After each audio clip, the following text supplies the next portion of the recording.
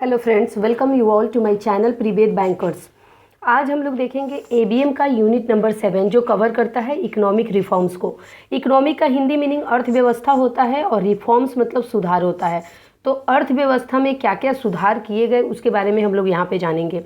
और अर्थव्यवस्था में जब भी रिफॉर्म्स किए गए तो क्या ट्रांसफॉर्मेशन आया, क्या परिवर्तन आए, क्या बदलाव आए, क्या चेंजेस आए, वो सब के बारे में जानेंगे। तो यहाँ पे ये जो चैप्टर है टोटली थ्योरेटिकल है और यहाँ पे थ्योरेटिकल कॉन्सेप्ट आपका क्लियर होगा।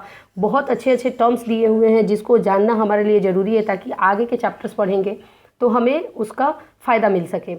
तो हम बोलते हैं ना कि हाँ, अगर हम लोग अपनी आदतों में भी सुधार करते हैं, जैसे डेली उठ के थोड़ा एक्सरसाइज कर लिया, तो अगर हम अपना रिफॉर्म करते हैं, अपने हैबिट्स में रिफॉर्म करते हैं तो भी ट्रांसफॉर्मेशन होता है, तो भी बदलाव और चेंजेस आते हैं। वैसे ही इकोनॉमिक में रिफॉर्म हुआ तो क्या बदलाव या क्या चेंजेस है उसके बारे में हम लोग यहाँ जानेंगे। क्वेश्चन पूछने का बात हुई तो 1 से 2 नंबर के क्वेश्चन पूछे जाते हैं।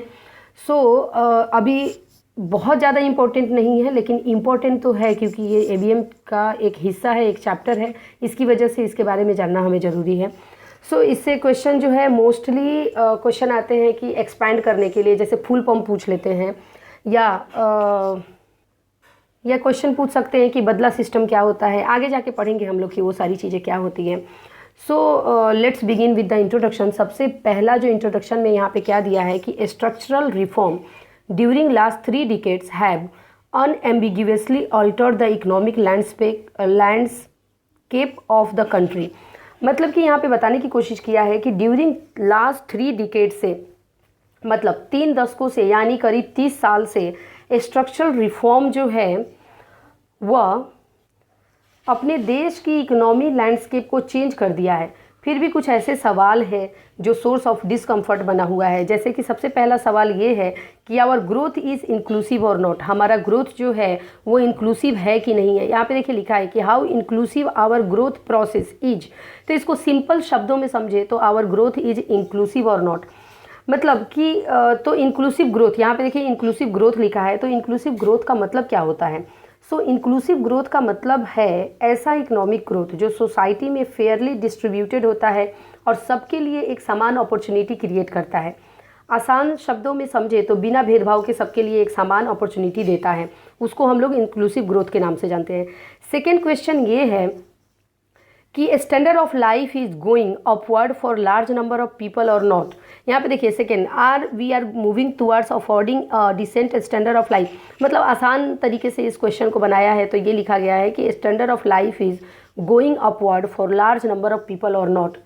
मतलब ज़्यादा से ज़्यादा लोगों की जीवन शैली बढ़ रहा है कि नहीं, स्टैंडर्ड ऑफ लाइफ अपवर्ड हो रही है कि नहीं। और थर्ड क्वेश्चन है कि how reform change different sector of economy.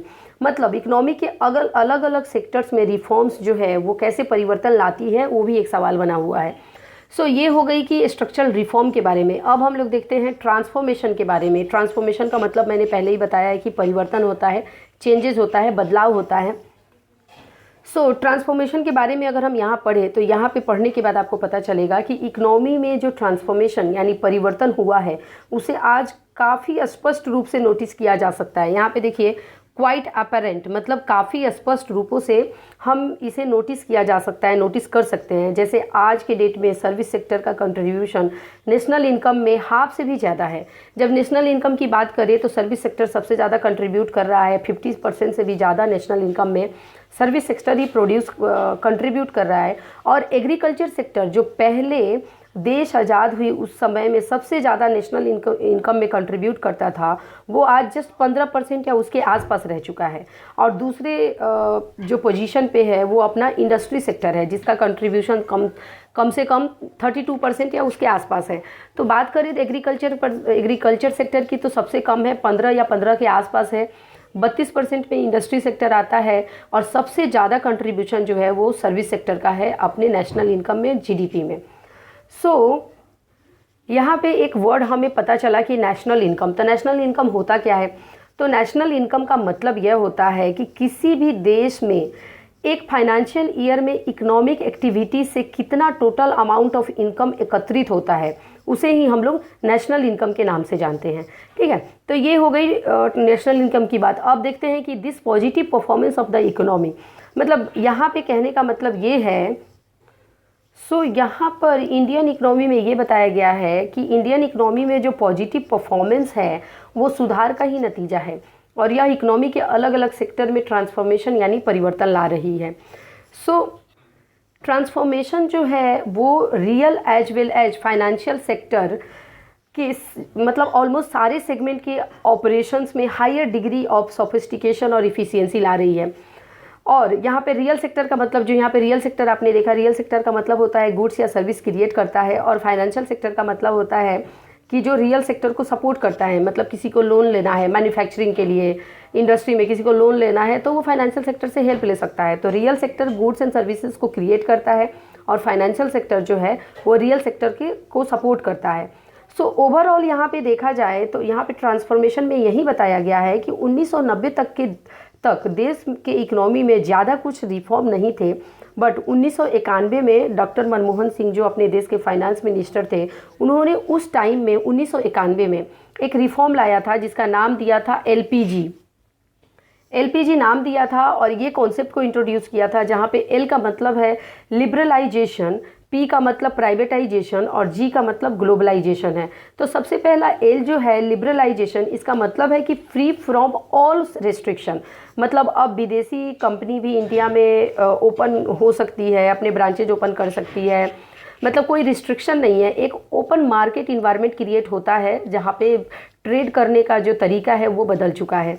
Next अपना प्राइवेटाइजेशन तो सबको मालूम है, आजकल जो बैंकों में चल रहा है प्राइवेटाइजेशन का। तो प्राइवेटाइजेशन का मतलब कि गवर्नमेंट चीज़ों को प्राइवेट करना और प्राइवेट कंपनियों को ज़्यादा से ज़्यादा प्रोवाइड करना, ऐसे प्रोत्साहित करना ताकि वो गवर्नमेंट सेक्टर्स को, मतलब जब ये गवर्नमेंट प्राइवेटाइजेशन क्यों करती है, जब गवर्नमेंट के पास बहुत सारे पैसे की कमी रहती है और अपने जो डेफिसिट को पूरा नहीं कर पाती है तो उस टाइम में प्राइवेटाइजेशन का उसे सहारा लेना पड़ता है। और तीसरा अपना ग्लोबलाइजेशन है, इसका मतलब कि exchange of idea, technology, innovation, culture and company, मतलब कंपनी जो है वो ब्रांचेज अदर कंट्रीज़ में खोल सकती है और एक कंट्री से दूसरे कंट्री में बहुत सारी चीज़ों का एक्सचेंज हो सकता है, जो कि आइडियाज़ हो गए, सर्विसेज हो गए, टेक्नोलॉजी हो गया, इनोवेशन हो गया, कल्चर हो गया। तो ये सब ग्लोबलाइजेशन का पार्ट है। यह हो गई अपना ट्रांसफॉर्मेशन की बात। अब आगे देखते हैं। यहाँ पे देखिए कि ये सारे जब पढ़ेंगे तो आपको यही चीज़ें पता चलेगी कि ट्रांसफॉर्मेशन की वजह से क्या क्या चीज़ें जो हैं, क्या क्या चेंजेस आए और उसके बारे में ही बताने की कोशिश की गई है। फिर यहाँ पे एक रीडिंग बस इसको मारिए। नेक्स्ट हम लोग देख लेते हैं कि इकोनॉमिक ट्रांसफॉर्मेशन रियल सेक्टर। तो इकोनॉमिक ट्रांसफॉर्मेशन जो है रियल सेक्टर के बारे में यहाँ पे बताया है कि जो भी इकोनॉमी में परिवर्तन आया, रियल सेक्टर मतलब मैन्युफैक्चरिंग सेक्टर जो हमने बोला, शुरुआत के दिनों में रिफॉर्म प्रोसेस में रियल सेक्टर के जो पॉलिसी मेजर थे वो मेनली मैन्युफैक्चरिंग सेक्टर पे ही फोकस किया जाता है, mainly focus on the manufacturing sector. जैसे कि देखिए पुराने दिनों में 1990 तक के टाइम तक जैसे लाइसेंस राज बोला जाता था, गवर्नमेंट के राज होते थे, जब गवर्नमेंट का मोनोपोली चलता था कि अगर हिंदुस्तान मोटर को उन्होंने दे दिया लाइसेंस कि 100 गाड़ियाँ प्रोड्यूस करनी है तो 100 गाड़ी से ज़्यादा प्रोड्यूस नहीं करेगी और उसको हाई से हाई प्राइस में बेचेगी। तो वो टाइम में कैसे मोनोपोली चलता था, और ये मोनोपोली जो है वो MRTP एक्ट, MRTP का मतलब है the monopolies and restrictive trade practices act 1969। ये MRTP एक्ट को उस समय अबॉलिश कर दिया गया था, हटा दिया गया था, और 1991 में जो है ये एक्ट को हटाने के बाद बहुत सारे प्राइवेट प्लेयर को मौका दिया गया। देखिए यहाँ पे अलग अलग चीज़ें दिया है कि deregulation of industry by way of eliminating licence requirement को हटाया गया और पब्लिक इंटरप्राइजेस को ओवरऑल किया गया, मतलब enhance role for private sector के लिए रोल इन्हांस हुआ कि प्राइवेट प्लेयर भी अब कंपटीशन में आ सकते हैं। MRTP एक्ट को अबॉलिश किया गया। MRTP का फुल फॉर्म मैंने बताया कि the monopolies and restrictive trade practices act 1969। तो इसको अबॉलिश मतलब इसको तो टोटली ख़त्म कर दिया गया, ये क्वेश्चन पूछा जाता है तो ये ध्यान में रखिए। फिर automatic approval route for foreign investment, FDI वगैरह को, FII ये सबको बढ़ावा दिया गया। Elimination of quantitative import restriction and reduction in tariff rate created a concessive environment gear to face इतना एज वेल एक्सटर्नल कंपटीशन। देखिए मतलब बहुत सारी ऐसी चीज़ें की गई जिससे कि एक्सटर्नल कंपटीशन जो है मार्केट में बनाया जा सके और गुड्स एंड प्राइसेस का एक जेन्युइन प्राइस डिसाइड किया जा सके। ऐसा नहीं कि गवर्नमेंट या रेगुलेटर ने जो प्राइस डिसाइड कर दिया उसके बेसिस पे ही चीज़ें चलेगी या खरीदी जाएगी। अब मार्केट में इतने लोग आ गए, इतने प्राइवेट प्लेयर आ गए कि मतलब एक जेन्युइन रेट डिसाइड होता था और क्वालिटी स्टैंडर्ड इसके बेसिस पे जो है प्रोडक्ट का सेल होता था। अब उसके बाद है कि major were further supplement with liberalisation of foreign direct investment not only in terms of scope and preparation. मतलब यही बताया है कि एफडीआई लाया गया और ये सारी चीज़ें की गई। उसके बाद यहाँ पे देख लेते हैं। यहाँ पे बताया है कि प्राइवेट सेक्टर की एंट्री और एफडीआई का इंट्रोडक्शन जो है वो कंपटीशन क्रिएट कर दिया और state of the art technology brought a sea change in the service sector.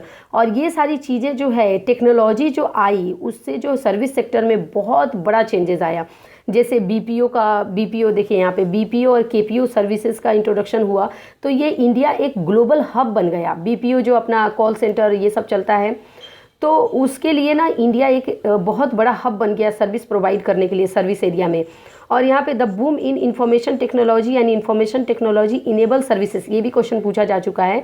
ITES का फुल फॉर्म क्या होता है? तो information technology and enabled services. IT और ITs के सेक्टर आने से सर्विस लेड ग्रोथ बहुत ज़्यादा हो गया। इसकी वजह से तो नेशनल इनकम में सर्विस सेक्टर का योगदान बहुत ही ज़्यादा बढ़ गया है। उसके बाद हम लोग देख लेते हैं, नेक्स्ट है कि इकोनॉमिक ट्रांसफॉर्मेशन फाइनेंशियल सेक्टर। जो इकोनॉमिक ट्रांसफॉर्मेशन था वो फाइनेंशियल सेक्टर में क्या रोल प्ले किया? तो financial sector reforms had been carried out in accordance with the recommendation made by basically 3 committee. 3 committee ने फाइनेंशियल सेक्टर के रिफॉर्म में सबसे बड़ा योगदान दिया। सबसे पहला है नरसिम्हन कमिटी रिपोर्ट जो फाइनेंशियल सेक्टर रिफॉर्म पे आया था 1992 में।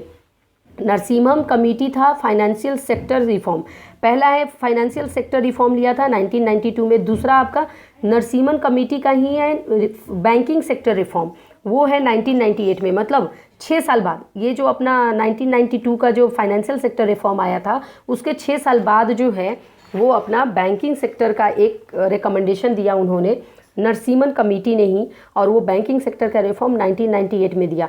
तीसरा आपका SH खान रिपोर्ट है, इनका रिकमेंडेशन जो है वो आया था harmonising the role and operation of development financial institution and bank. मतलब जो DFI है और बैंक है इसके रोल एंड फंक्शंस को, रोल एंड ऑपरेशंस को हार्मोनाइजेशन करने के लिए SH खान का रिपोर्ट आया था। तो ये तीन जो भी रिकमेंडेशन थे ये तीनों ने फाइनेंशियल सेक्टर के रिफॉर्म्स में बहुत ही अच्छा योगदान दिया। तो ये फाइनेंशियल सेक्टर के रिफॉर्म रियल सेक्टर के डेवलपमेंट के लिए एक कम्प्लीमेंट था। मतलब ये जो फाइनेंशियल सेक्टर था ये देखिए यहाँ पे लिखा है कि reform in financial sector complemented the real sector development. मतलब कि फाइनेंशियल सेक्टर के रिफॉर्म्स जो है रियल सेक्टर के डेवलपमेंट के लिए एक कम्प्लीमेंट था, क्योंकि अब कंपनीज आसानी से लोन ले सकती थी और अपने बिजनेस को अच्छे से अच्छे तरीके से बढ़ा सकती थी।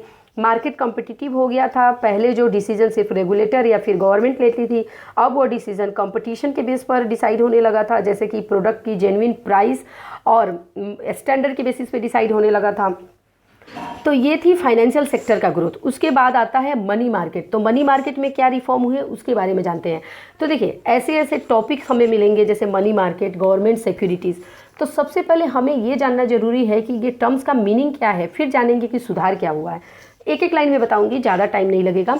मनी मार्केट, तो मनी मार्केट जहाँ पे शॉर्ट टर्म फाइनेंशियल इंस्ट्रूमेंट के जरिए बिजनेस में लिक्विडिटी को बढ़ाया जाता है, जैसे अपना सर्टिफिकेट ऑफ डिपॉजिट हो जाता है, कमर्शियल पेपर हो जाता है, ट्रेजरी बिल हो जाता है, या रेपो रीपर्जेट एग्रीमेंट बोलते हैं वो हो जाता है।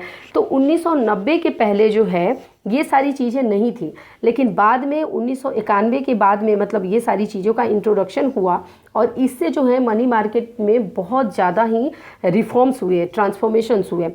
तो यहाँ पे देखिए कि क्या क्या है। इंटरेस्ट रेट स्वैप लाया गया, फॉरवर्ड रेट एग्रीमेंट लाया गया, फिर CBLO जिसे कोलेटरलाइज बोरोइंग एंड लेंडिंग ऑब्लिगेशन कहते हैं, तो CBLO लाया गया।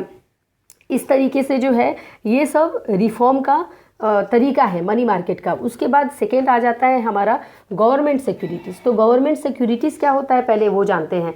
गवर्नमेंट सिक्योरिटीज़ का मतलब होता है कि गवर्नमेंट बॉन्ड जहाँ से मतलब कि गवर्नमेंट बॉन्ड जहाँ गवर्नमेंट बॉन्ड होल्डर से प्रॉमिस करती है कि टू पे सर्टेन अमाउंट एवरी मंथ, या मंथली पे करेगी या क्वार्टरली पे करेगी या हाफ ईयरली या ईयरली, डिपेंड अपॉन कि गवर्नमेंट किस बॉन्ड में कितना डिसाइड करती है।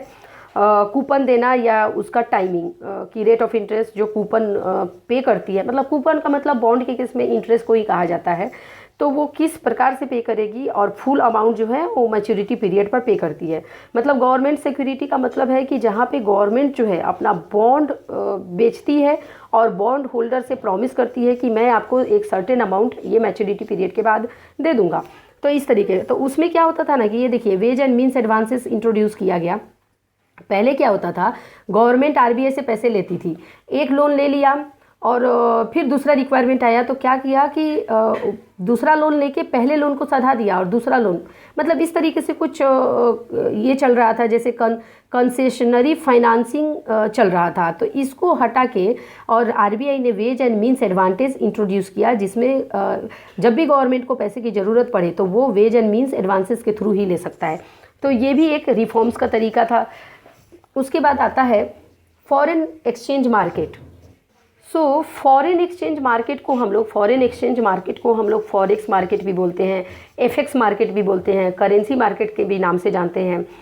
सो यहाँ पे है कि prior to reform foreign exchange market virtually absent. अभी देखिए जैसे अपनी कंट्री के दरवाजे जो है ग्लोबलाइजेशन के लिए खुल गई थी, तब इंटरनेशनल ट्रेड के ग्रोथ के लिए करेंसी के मतलब रिलेटिव वैल्यू को डिटरमाइन करना या अपनी करेंसी के परचेजिंग पावर को जानने के लिए कोई तो एक प्लेटफॉर्म की ज़रूरत पड़ेगी। तो इस वजह से फॉरेन एक्सचेंज मार्केट की ज़रूरत पड़ी। मतलब हमारी करेंसी का हमारी जो करेंसी है, अपना इंडिया की जो करेंसी है, ये करेंसी दूसरे कंट्री के करेंसी के मुकाबले इसकी परचेजिंग पावर क्या है और रिलेटिवली इसकी वैल्यू क्या है, ये सब को जांचने की वजह के लिए फॉरेन एक्सचेंज मार्केट का ज़रूरत पड़ा। अभी देखिए, अब करेंसी से याद आया तो मैं एक छोटा सा शेयर करती हूँ आपको। करेंसी का नाम करेंसी क्यों पड़ा, मतलब रुपया था, मनी था, तो करेंसी क्यों कहा गया। करेंसी जो है वो करेंट शब्द से डेराइव किया गया है। करेंट जो होता है ना, करेंट मतलब आज, कल भी उठेंगे, जब आप प्रेजेंट में रहेंगे तो करेंट रेट ही बोलेंगे, करेंट चीज़ें ही बोलेंगे। करेंट मतलब एकदम अभी बहता है ना, चलते रहता है, वैसे ही करेंसी भी तो चलते रहता है, बहते रहता है। तो उस हिसाब से करेंट से ही करेंसी बना है। It is only for the information, यहाँ पे इसका कुछ ज़रूरत नहीं है, ओनली इन्फॉर्मेशन के लिए मैंने बताया, ठीक है। तो नेक्स्ट हम लोग देखेंगे, दूसरा क्या देखेंगे अब, कैपिटल मार्केट। कैपिटल मार्केट के बारे में देखते हैं कि कैपिटल मार्केट जो है, रिफॉर्म क्या लाए गए फॉरेन एक्सचेंज मार्केट में, पहले वो जानते हैं। तो क्या क्या इंट्रोड्यूस हुआ था, market based exchange rate regime आया था, adoption of current account convertibility, relaxation of capital account, और in terms of permission to run open position to hold investment abroad and retain foreign exchange along with the introduction of hedging tool derivative. मतलब ये सारी चीज़ों का जो है ना उस समय इंट्रोडक्शन हुआ था ताकि रिफॉर्म्स फॉरेन एक्सचेंज मार्केट में किया जा सके। नेक्स्ट आता है कैपिटल मार्केट। तो कैपिटल मार्केट का पहले आप सबको मालूम होगा, फिर भी एक ओनली जस्ट सिंगल लाइन में बता देती हूँ कि हम सब जानते हैं कि मनी मार्केट जो इंस्ट्रूमेंट अभी हमने जो देखा वो शॉर्ट टर्म के लिए इंस्ट्रूमेंट यूज होता है। तो जब भी लॉन्ग टर्म की बात करते हैं तो लॉन्ग टर्म फाइनेंस या फंड के लिए जो है वो कैपिटल मार्केट का यूज़ किया जाता है। और ये दो तरह का होता है, हम सबको मालूम है, एक तो प्राइमरी मार्केट होता है, दूसरा सेकेंडरी मार्केट होता है। प्राइमरी में जो आईपीओ, इनिशियल पब्लिक ऑफरिंग जो आता है, मतलब फर्स्ट टाइम कोई कंपनी अपनी लिस्ट करती है तो आईपीओ निकालती है, तो प्राइमरी मार्केट में ट्रेड होता है। और सेकेंडरी मार्केट में क्या होता है, ऑलरेडी इशूड है, मतलब एफपीओ, फर्दर पब्लिक ऑफरिंग जो होता है वो अपना सेकेंडरी मार्केट में होता है। तो यहाँ पर रिफॉर्म करने के लिए controller of capital issue CCI regime करके इम्पोज किया गया और सेबी ने इसको प्रिस्क्राइब किया मैंडेटरी डिस्क्लोजर करके। तो ये सारी चीज़ें जो है यहाँ पे डीमैटेरियलाइजेशन ऑफ सिक्योरिटी, मतलब पहले क्या होता था ना कि सिक्योरिटी फिजिकल फॉर्म में होती थी, तो चोरी होने के बहुत सारी चीज़ें थी, या खो गया या पानी वानी से गल गया तो वो प्रॉब्लम आती थी। तो अब जो है आप अपने शेयर्स को, सिक्योरिटीज़ को डीमेट फॉर्म में रख सकते हैं, मतलब एक सॉफ्ट कॉपी रख सकते हैं डीमेट में। दूसरा ये था कि 14 दिन का पहले सेटलमेंट था, वो अब सेटलमेंट T+1, 2, 3 ऐसे करके बना दिया गया। उस बेसिस पे मोस्टली T+2 पे सेटलमेंट हो जाता है। फिर एक इंट्रोड्यूस किया गया था बदला सिस्टम। बदला सिस्टम वो फ्यूचर और ऑप्शन और फ्यूचर कॉन्ट्रैक्ट होता है, उसको मतलब बदला सिस्टम को रिप्लेस करके ऑप्शंस एंड फ्यूचर कॉन्ट्रैक्ट को, डेरिवेटिव्स को इंट्रोड्यूस किया गया। तो ये सारे चेंजेस आए कैपिटल मार्केट में। फिर आ जाता है क्रेडिट मार्केट। अब देखिए क्रेडिट मार्केट क्या होता है। तो क्रेडिट मार्केट में इन्वेस्टर जो हैं वो कॉरपोरेट या कंज्यूमर डेप्ट में पैसा इन्वेस्ट कर सकते हैं। और इसे मतलब आसान शब्दों में अगर समझते हैं तो जब कोई कंपनी से बॉन्ड खरीदता है तो वह मतलब क्रेडिट मार्केट में इन्वेस्ट करता है। मतलब कहने का मतलब कि आप तो स्टॉक भी खरीदते हैं, तो स्टॉक खरीदते हैं तो इक्विटी मार्केट में, स्टॉक मार्केट में इन्वेस्ट करते हैं। लेकिन अगर उस कंपनी का आप बॉन्ड खरीदते हैं, एक कागज़ का टुकड़ा जिस पे वो लिखा रहता है कि मैं आपको इतने दिनों में पे करूँगा, अगर आप बॉन्ड खरीदते हैं तो वो बॉन्ड जो होता है वो क्रेडिट मार्केट का इन्वेस्टमेंट होता है।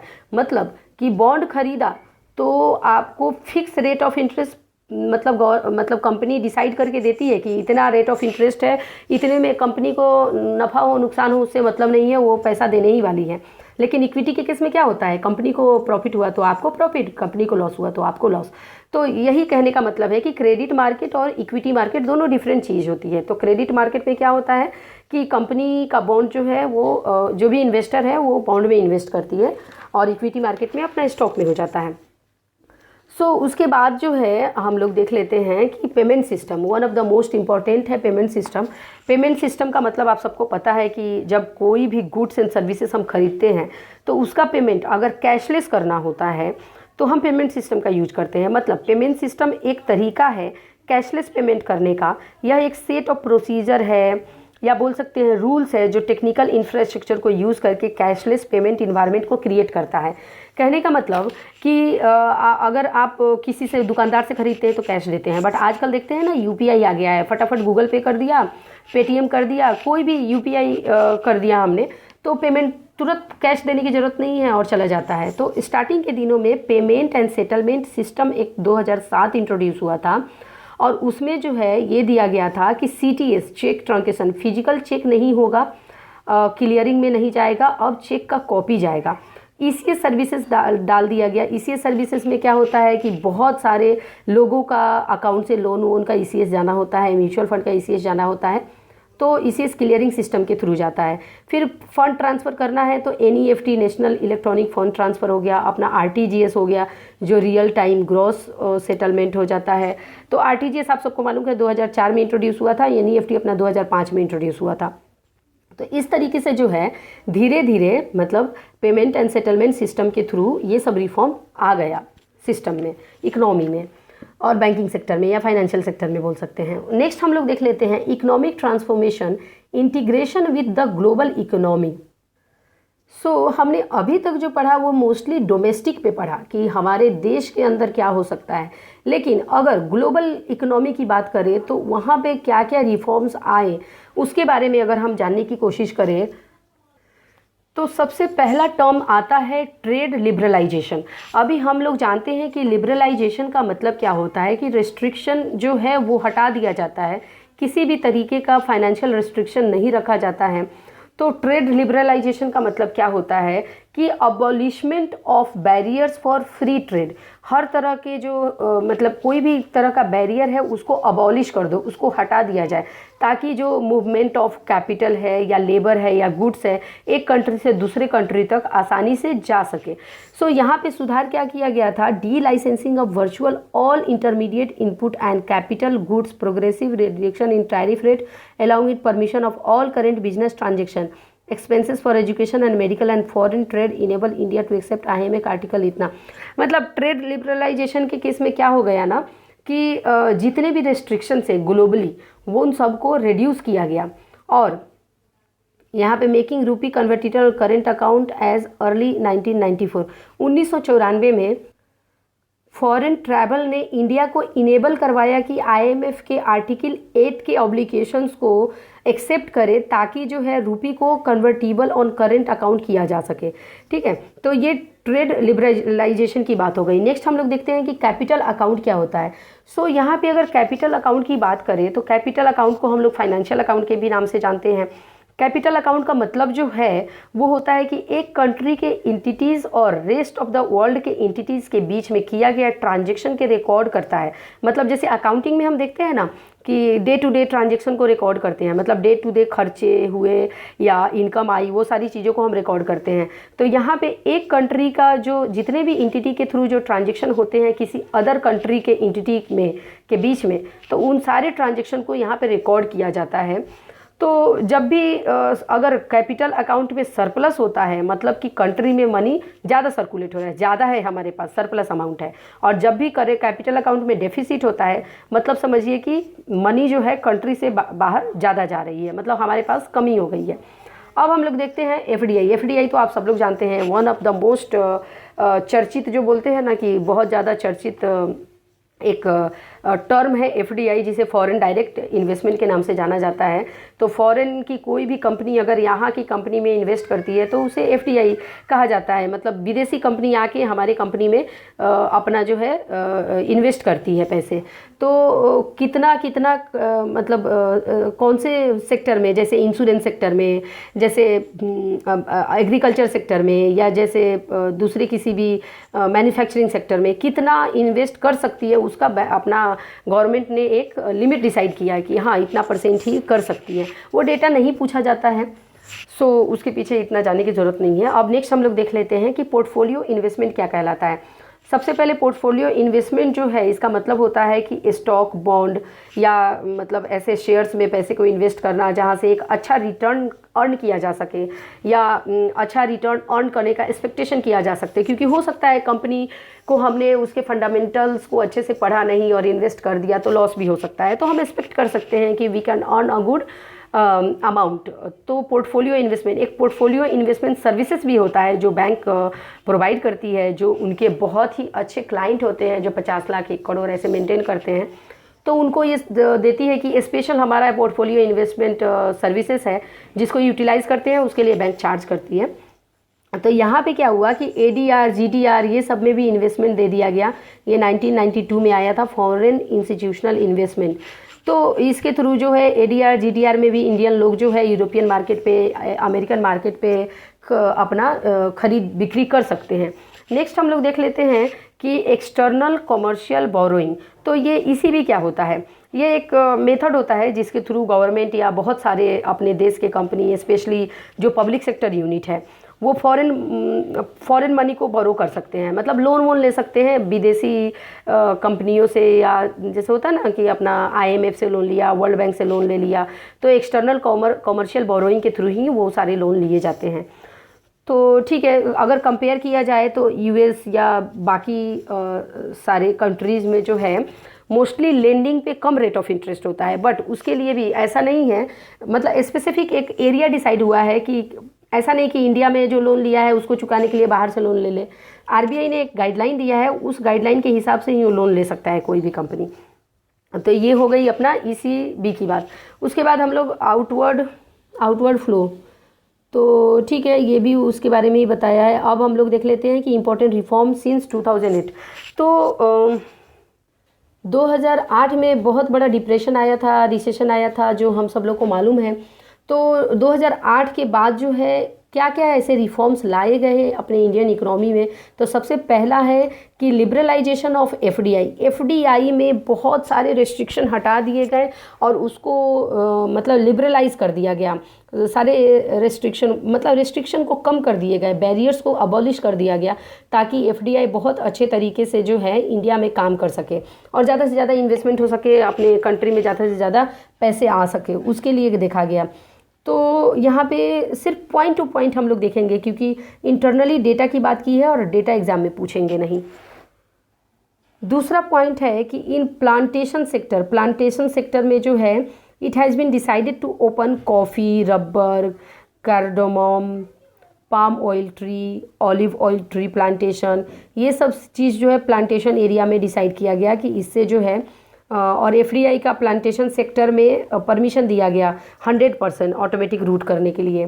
फिर उसके बाद हो गया अपना मल्टी ब्रांड रिटेल सेक्टर, मतलब एफडीआई को मल्टी ब्रांड रिटेल सेक्टर में भी इंट्रोड्यूस किया गया। फिर इंश्योरेंस सेक्टर में भी इंट्रोड्यूस किया गया। फिर एफडीआई इन बाउनफील्ड फार्मा सेक्टर में भी एफडीआई को दिया गया, इंट्रोड्यूस किया गया। उसके बाद सेकेंड पॉइंट है कि sharing of tax with state government. So 14 finance commission का जो रिकमेंडेशन था उसको गवर्नमेंट ने एक्सेप्ट किया और टैक्स का डिवोल्यूशन जो है 42% कर दिया गया था। तो यहाँ पे मतलब टैक्स को जो इंक्रीज़ कर दिया गया था ताकि गवर्नमेंट के पास पैसे आ सके। और रेशनलाइजेशन ऑफ सब्सिडी को रेशनलाइज किया गया था। मतलब पहले जो है सब्सिडी ज़्यादा दिया जाता था तो उसको कम कर दिया गया था ताकि गवर्नमेंट के पास कुछ पैसे बच सके। फिर सिक्योरिटी मार्केट में कुछ लॉ लाए गए, जैसे आईपीओ वगैरह को लेके। फिर कोमोडिटी मार्केट में जो खाने पीने की चीज़ें हैं, सो कोमोडिटी मार्केट में भी चेंजेस लाए गए। फिर इंसॉल्वेंसी एंड बैंकरप्सी कोड और कंपनी, इसमें भी रिफॉर्म लाया गया। तो ये सब हो गई कि अपना 2008 के बाद क्या क्या ब्लैक मनी बिल भी पास किया गया 2015 में। मतलब इसमें क्या था कि अगर कोई ब्लैक मनी वगैरह से पकड़े जाते हैं तो उनको 10 साल का इम्प्रिजनमेंट दिया जाएगा। फिर 1 जुलाई 2017 को जीएसटी जो goods and services tax act है उसको भी लागू किया गया ताकि सुधार लाया जा सके। अभी देखिए ये सारी चीज़ें हो गई रिफॉर्म्स की बात। अब उसके बाद यहाँ पे इशू दिया है, मतलब कि इतने सारे रिफॉर्म्स होने के बावजूद भी कुछ ऐसे सेक्टर्स हैं जहाँ पर इशू थे और वो अभी भी रिफॉर्म का हिस्सा नहीं था। सो ये कौन से सेक्टर है? तो पॉवर्टी है। सबसे पहला पॉवर्टी। तो पॉवर्टी में हम लोग इतना जानेंगे कि गिनी कोएफिशिएंट जो है वो इनकम और एक्सपेंडिचर के इनइक्वालिटी को मेजर करने का एक स्टैंडर्ड है। ये क्वेश्चन पूछा जा चुका है तो ये ध्यान में रखिए। तो पॉवर्टी में भी उतना रिफॉर्म नहीं था तो उसको रिफॉर्म करने की ज़रूरत है, इशू है अभी भी। फिर दूसरा सोशियो इकोनॉमिक डेवलपमेंट, यहाँ पे ह्यूमन डेवलप इंडेक्स HDI, ये ध्यान रखिए, ह्यूमन डेवलपमेंट इंडेक्स जो एक इंडिकेटर है सोशियो इकोनॉमिक कंडीशंस को, ठीक है। तो इसमें सिर्फ रैंक दिया है कि इंडिया का प्लेस कितना है, तो अभी उसकी कोई ज़रूरत नहीं है।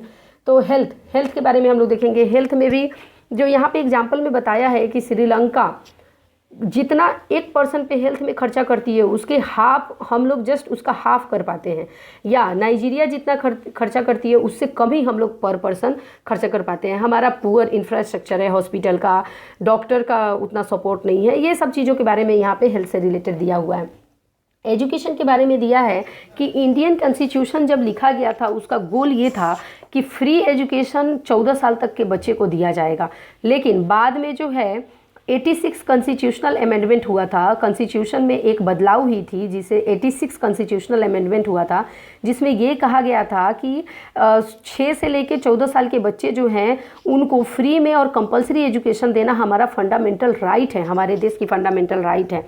बट वो भी मतलब lack of everything like teacher और बहुत सारी चीज़ें हैं जिसके लैक के कारण, या पुअर जो रूरल एरिया में देखा जाए तो 8.9% जो चिल्ड्रेन हैं 6 से 14 साल तक, वो तो स्कूल कभी जाते ही नहीं हैं और कभी मतलब उन्होंने स्कूल का मुंह तक नहीं देखा। तो वो सारी चीज़ें हैं जो अभी भी एक इशू बना हुआ है हमारे देश के लिए। और मूविंग फॉरवर्ड अगर हम लोग देखें एग्रीकल्चर इन्वेस्टमेंट, यहाँ पे बताने की कोशिश की गई है कि सर्विस सेक्टर जो है एक one of the most star performer है, जिसने 52% से भी ज़्यादा, मतलब 50%, हाफ से भी ज़्यादा अपने नेशनल इनकम और जीडीपी में जो ग्रोथ दिखाया है, जो कंट्रीब्यूशन दिया है।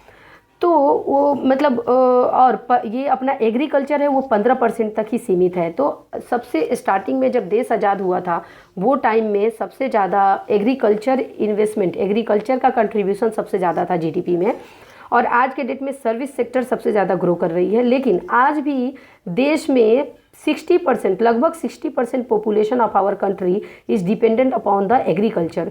फिर तो हमें एग्रीकल्चर को सुधार करने की ज़रूरत है क्योंकि 60% से ज़्यादा लोग उसी पे डिपेंडेंट हैं। लेबर रिफॉर्म की बात करें तो यहाँ पे बताने की कोशिश की गई है कि लेबर रिफॉर्म करना इसलिए ज़रूरी है ताकि बिजनेसमैन जो भी हायर करते हैं अपने कंपनीज में लोगों को, उनको आसान हो जाए और हायर करने के लिए उनको आसान हो जाए, ताकि देश में एम्प्लॉयमेंट वगैरह भी बढ़ेगा। लेबर जो रिफॉर्म है अगर उसमें बहुत सारे बदलाव नहीं किए गए तो फिर उस तरीके से लोग हायर नहीं करेंगे और अनएम्प्लॉयमेंट तो एक इशू ही बना रहेगा। नेक्स्ट है कि डेमोग्राफिक डिविडेंड। इसमें ये बताया गया है कि beside technology a key factor that has immensely added the India's economic potential is the demographic advantage. Popularly इसे हम लोग डेमोग्राफिक डिविडेंड के नाम से जानते हैं।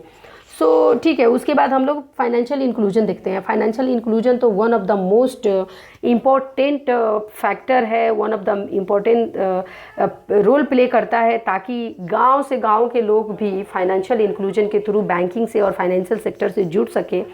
और देश में जो जैसे गांव के लोग रहते हैं ना कि चलो पैसे बैंक में ना डाल के अपने पास रखे रहेंगे, अपने पास रखे रहेंगे तो वो पैसों का सर्कुलेशन मार्केट में होगा नहीं, तो फिर फाइनेंशियल क्राइसिस आएगी, पैसे कम पड़ जाएंगे, तो वो लॉक में रखा रह जाएगा। तो फाइनेंशियल इंक्लूजन करने का मतलब यही है कि सर्कुलेशन, आरबीआई अगर पैसे इतना सर्कुलेट करती है कि ठीक है, एक एग्जाम्पल के लिए बोल रही हूँ कि 200 करोड़ रुपए सर्कुलेट कर रही है, रूरल एरिया में लोग क्या करेंगे कि उसमें से 50 करोड़ रुपए अगर अपने घर में ही बंद करके रख लेंगे तो 150 करोड़ में ही सारी चीज़ें करनी पड़ेगी।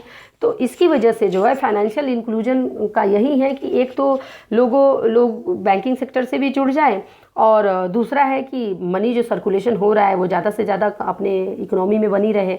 तो ये तो अपना Jan Dhan Yojana one of the most financial inclusion के लिए one of the most important role play किया, जो जनधन योजना ओपन किया गया था उसमें, तो वो फाइनेंशियल इंक्लूजन का ही एक हिस्सा था। उसके बाद हम लोग देख लेते हैं कि क्वेश्चन आंसर। सबसे पहला है कि significant economic reform were started in. सब मतलब एकदम एक अच्छा सा रिफॉर्म कब स्टार्ट हुआ था, तो वो स्टार्ट हुआ था अपना 1991 में। दूसरा है कि twin economic imbalance exist in during 1990। 1990 में जो ट्विन इकोनॉमिक इम्बैलेंस था वो एक था फाइनेंशियल क्राइसिस और दूसरा फिजिकल क्राइसिस, और दूसरा था एक्सटर्नल पेमेंट क्राइसिस। थर्ड है कि real sector policy major mainly focus on, कौन रियल सेक्टर कहाँ पे मेजर करता है, सबसे ज़्यादा फोकस करता है, तो मैन्युफैक्चरिंग सेक्टर में। नेक्स्ट है कि आईटीज़ को एक्सपैंड कीजिए, तो information technology and enabled services. आगे देख लेते हैं कि WMA को वेज एंड मीन्स एडवांसेस हो जाता है, NEFT national electronic fund transfer. सो ये हो गई बुक की बात। अब उसके बाद हम लोग थोड़े क्वेश्चन आंसर देख लेते हैं इसके बेसिस पे। अच्छा फ्रेंड्स, यहाँ पे व्हाट्सअप नंबर है प्रीवियस बैंकर्स का, जिससे आप लोग जुड़ सकते हैं व्हाट्सअप पे और अपने डाउट्स को, क्वेश्चन आंसर को ये इस तरीके से एग्ज़ाम के टाइम में जो है रिवीजन कर सकते हैं। आप जुड़ जाइए व्हाट्सअप नंबर से और सब्सक्राइब भी कर लीजिए हमारे चैनल को। अभी देखिए नेक्स्ट क्वेश्चन है कि what is full form of MRTP। MRTP का फुल फॉर्म क्या है, तब monopoly and restrictive trade policy act, the monopoly and restrictive trade practices act. अब देखिए इतना क्लोज आंसर होता है ना कि हमें कन्फ्यूजन हो सकता है, तो इसलिए याद रखिए कि ये प्रैक्टिस एक्ट है, पॉलिसीज एक्ट नहीं है, प्रैक्टिसेस एक्ट है। नेक्स्ट है कि बदला सिस्टम और रिप्लेस बाई, बदला सिस्टम को किसने रिप्लेस किया, option and future contract derivative जो होता है उससे बदला सिस्टम रिप्लेस हुआ था। नेक्स्ट है कि देखिए अब बहुत सारे इस चैप्टर से फुल फॉर्म आने की संभावनाएं रहती है।